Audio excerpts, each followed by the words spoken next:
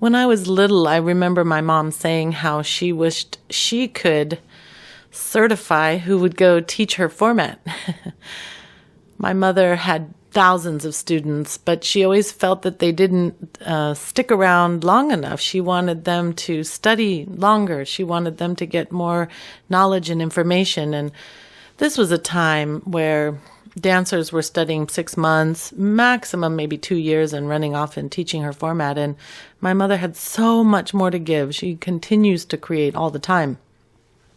So this really stuck into my head, the concept of certifying people. I loved the idea. I thought it was brilliant. I think my mom made the statement more out of frustration, but of course, I kept it in a file cabinet in my head, and I was like, okay, well, we're going to do that someday. So as I started to develop my program, I decided to create the first certification program in Bellydance based on the Suhaila Salimpour format. Nobody had ever done anything like this before, and it was very ambitious. I felt that the martial arts system was a really beautiful sentiment. You have, of course, the end result is a black belt, but you have these movements and philosophy and choreographies that you learn and that you have to learn in order to then test for your yellow belt and then test for your orange belt or whatever color was next. I thought this was beautiful because I really felt that in Bellydance, you go into these workshops or classes, and if somebody says to you, oh, I've been dancing for 6 months or 6 years, it really didn't mean anything because our dance form does not have a standard and a code and a language that we all follow. Bellydance is so beautiful, but it's really very new in its concepts of training, and it's very new in its evolution. My mother was the first person to ever create a format in Bellydance. She was the first person to put names to steps and break them down and to teach a pathway of movements from beginning to end. The Salimpour formats, both Jamila and Suhaila, are really a whole holistic approach to Bellydance. The foundation begins with posture. You worry about your safety and what muscles you're using to execute your movements. And by the time you're in level 4, you're choreographing, you're improvising, and you're actually truly understanding and utilizing concepts of fusion. After years of evolving and developing the Suhaila certification program, we launched the Jamila Salimpour certification program because we had the infrastructure, the knowledge, the staff, and the approach that really was about taking a student through this program. It's not about learning how to dance like me or my mom or somebody else, some of our famous students.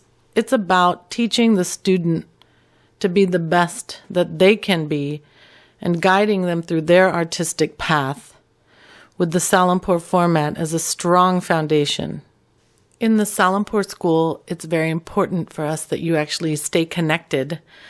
So even after you certify, we have CECs that are required to keep up your training.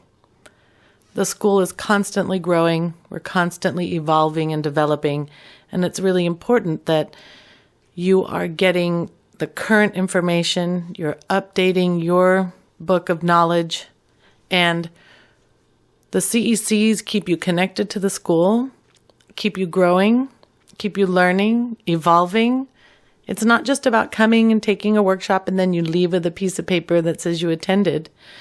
No, you actually take a test, written and practical, and you keep up your training. Level 1 is your intro. It's learning the basic posturing and what muscles you're using for each of the movements. It's really just getting to know each other. Level 2 is where it begins. You really work on developing your strength, your stamina, your flexibility. Level 3, you begin emotional preparation, cultural context. You learn how to layer. You're learning how to create basic phrases. In level 4, you're pulling it all together. So you're now developing your choreography skills. You're developing and executing your musicality, learning how to improvise, learning how to create different shows based on the platform in which you're performing. And in level 5, that is the technique of learning how to teach the Salimpour format. My mother and I both enjoyed dancing to live Arabic music. That was definitely the highlight for us. I know that it's a new generation and it's actually very difficult to find really good live Arabic music nowadays. And my heart breaks actually for my students that have to use CDs in professional performances. But it is the way the art form is going, and we try in the school to bring in wonderful live Arabic bands for dancers to get used to even just hearing the live Arabic music and the phrases and the changes. And when you get into level 3 and level 4, you're lucky enough to be able to work with these musicians and have that kind of experience. But if you're in level 1, you can start your journey into falling in love with Arabic music. And even if you're a fusion artist, you have even more of a responsibility to understand and learn and listen and get to know Arabic songs, because then you want to know what you're choosing not to use or what you're choosing to fuse from. So please go on the website.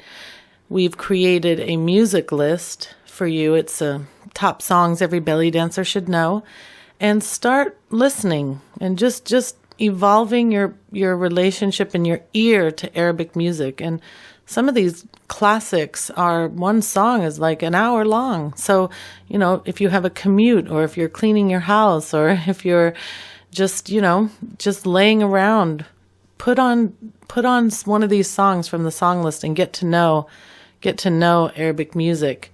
It will be something that you will continue to do throughout your whole learning process of both formats in the Salimpour School.